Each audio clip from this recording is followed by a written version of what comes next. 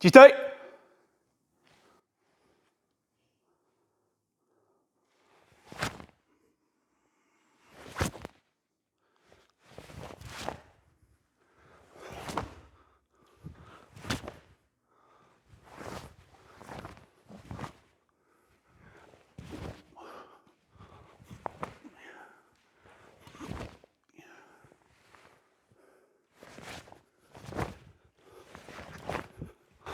Fire!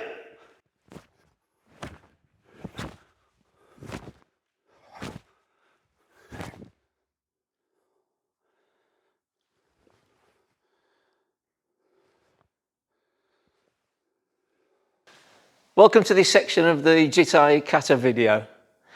As usual, we'll have a look at the history of the kata, have a little look at its name, which is sort of quite complicated. And then, like we did with Gion, we'll recover some key points that we've covered in the rest of the series. I don't think there's anything particular in this kata that is new, so it's a good time to do a recap and then reinforce some of the stuff we've covered previously. Jitte. Lots and lots of conflicting information. Matsumura is credited with it, Itosu is credited with it. So I don't think anybody really knows, but it's fairly safe to say it came from China originally. There's not even a consensus on whereabouts in Okinawa it was widely practiced. Some say it's Shuri-Tai, some say it's Tamari-Tai. So it's definitely got lost in the midst of time. The name Jitte itself has got multiple interpretations. One of them is, if you look at the shape of the kata from above, it forms a cross. Mostly it's forwards and backwards, but you get the two cross beams of the cross. And a cross is also the Japanese kanji for 10. So whether it was named after the kanji, who knows? But Ji is also another pronunciation of Ju, which also means 10. So whether people have sort of conflated the cross being the symbol of 10 with Ji, which is the number 10, again, who knows? It also turns out that a jitte is a weapon, and we'll try and put a picture of a jitte in the screen. But a jitte is essentially like a classic sai, where you have a long handle and blade, if you like. The sai has got two hooks, whereas the jitte has only got one. And the jitte became the official weapon of what was like a proto-police force in the Edo period, which is 1603 to something like 1860. And the proto-police officers used to use the jitte as their defence weapon. It also became, like a modern police officer has a warrant or a badge to prove he's an official, the jitte became the official symbol of the government police officers. So it became quite a significant thing. And there are schools of jitte jutsu where they practice nothing but defensive and attacking techniques with the jitte. So it's possible the kata was named after that.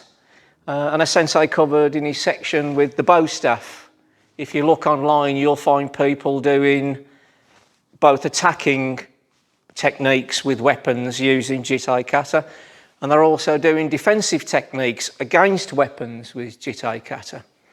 As we mentioned in the Gion video, in some sources they're saying that Ji-in and Jitte were originally weapons katas.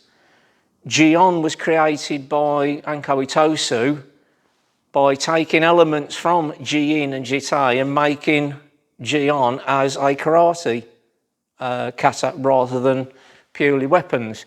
But that's all lost to time, so nobody really knows. It gets classed as one of the three temple katas.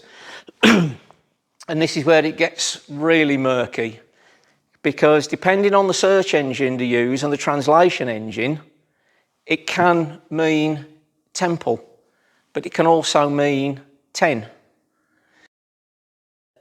The G in Ji-in can mean temple. The G in Ji-on can also mean temple. But in other translations, the kanji is written differently. So the G can mean compassion and kindness. And as we mentioned in the Ji-on video, Gichin Funakoshi and Kenwa Mabuni in the 20s, they wrote the kata names in katakana.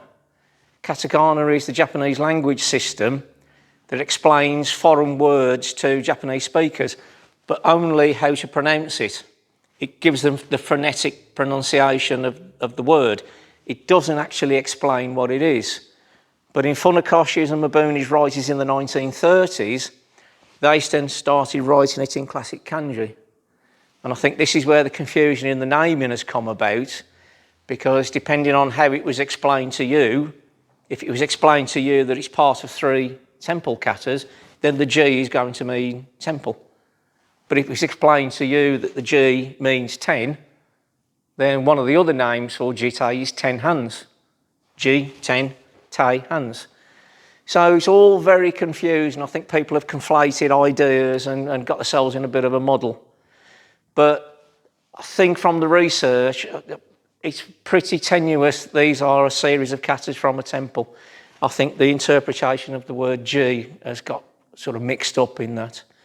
And it's also pretty much fairly certain that it's more likely to have been named after the Jitte weapon. In the Shogun's palace in the Edo period, all weapons were banned, punishable by death. But the guards still needed a form of weapon to protect against anybody who was invading the castle. So they used a Jitte. And the Jitte has got a blunt end, so it can't be used as a stabbing weapon. And it's a round bar, so it hasn't got a cutting edge. So the best you can do is use it like a truncheon, like a club. But you use a chair leg or a vase or anything you like as a club. So it was a weapon that can be used against blades and people with swords, daggers, but it's not itself an offensive weapon that you could attack the shogun with. So quite an interesting history, but a little bit convoluted, and you can't really put your finger on it. I think if you pays your money, you takes your choice. So on the review of the key points we've covered previously, one of the key points we covered before was Ibuki, breathing. Whether you're a Goju-Ryu practitioner and you do their extremely complex breathing, their circular breathing, or whether you're a general martial artist, if you run out of breath, especially during long katas like Koshanku, you've got no energy, you're gassed out, you can't perform. So getting your breathing synchronized with your movements is a vital part of your training. We mentioned previously about Seishan. So because it's done at slow speed, you can practice breathing in, breathing out, breathing in, breathing out. So you can synchronize at slow speed your breathing with movement. If you try to do this at full speed, it gets difficult. You also need to synchronize your movements with sections of kata. So if you've got a section of kata that's got 4, 5, maybe 6 techniques, you've got to try and work your breathing into those 4, 5, 6 techniques. So it's something you really do need to pay attention to, but it is essential. Outside of karate training, just in general life, I've been messing around with this 4-7-8 breathing system. Breathe in through the nose for 4 seconds, hold your breath for 7, breathe out through the mouth for 8. And if you want to lower your stress levels and blood pressure and things like that, if you're in a tense situation, the 4-7-8 breathing system works really well. So in your general life or in your karate training, Ibuki, your breathing system, is essential. So the second revision point is Shin-Gi-Tai, 3 words. Shin is spirit or focus or kime. Gi in this application refers to technique, and Tai is the body. To be a technique to be truly successful, they need all 3 elements. You can have beautiful technique and your body can be strong and well conditioned, but if you've got no fighting spirit, it's not going to work. Street brawlers, they probably don't have great technique and they may be blind drunk. But if they're determined to punch your face in and they've got good spirit, if you don't match that spirit, you're in trouble. So again, this is part of your kata practice, is your kata, you're trying to make the gi, your technique, as clean and as perfect as possible. The tai, the body, your breathing, your physical condition, the stamina and strength to get through to the end of the kata. But you also need to introduce the shin. And that's the hard part, is you're practicing on your own, punching thin air, so there's no real threat to respond to. So being able to develop the mindset, the kime, the focus and the intent during your kata is a big part. And you'll see sensei, I remember, back in the day, if he was going to perform a kata in front of the group, he'd circle the room. He'd be like a lion in a cage, and he'd come to and the focus would come out. So he was preparing himself mentally as if he was going into a real battle, a real confrontation, when in fact there was no one there.